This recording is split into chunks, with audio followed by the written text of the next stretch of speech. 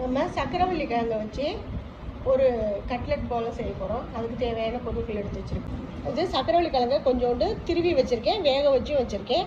மிளகாத்தூள், இஞ்சி, வெங்காயம் எல்லாம் அரிஞ்சு வச்சுருக்கேன். ஒரு கைப்பிடி அளவு அரிசி மாவு, ஒரு கைப்பிடி அளவுக்கு கடலை மாவு எடுத்து வச்சுருக்கேன். அதையும் போட்டு பிணையணும். இப்படியே பிணைஞ்சு பார்க்கணும், தண்ணியெல்லாம் ஊற்றக்கூடாது. சக்கரவள்ளி கிழங்க நல்லா வேக வச்சுருக்கோம், திருவியும் போட்டிருக்கோம். அவ்வளோதான், நல்லா பிணைச்சி வச்சுருக்கோம். பார்த்தீங்களா, இதுதான் கணக்கு. ஏற்கனவே மொறுன்னு தான் இருக்கும் அரிசி மாவு போட்டிருக்கிறதுனால. கொஞ்சோண்டு சேமியா, இது வறுத்த சேமியா போட்டோன்னு வச்சுங்களேன், நல்லா க்ரன்ச்சியாக இருக்கும். சிம்மில் அளவாக எண்ணெய் ஊற்றினா போதும், எண்ணெய் நிறையா ஊற்றணும்னு அவசியம் இல்லை. நல்லா பொரிச்சு எடுத்தால் நல்ல ஈவினிங் ஸ்கூல் விட்டு வர்ற குழந்தைங்களுக்கு கொடுத்தீங்கன்னா அவங்க சாப்பிட மாட்டாங்கல்ல, இந்தமாதிரி செஞ்சு கொடுத்தா சாப்பிடுவாங்க. இப்படி ஒரு முறை செஞ்சு கொடுத்து பாருங்கள். சக்கரவள்ளி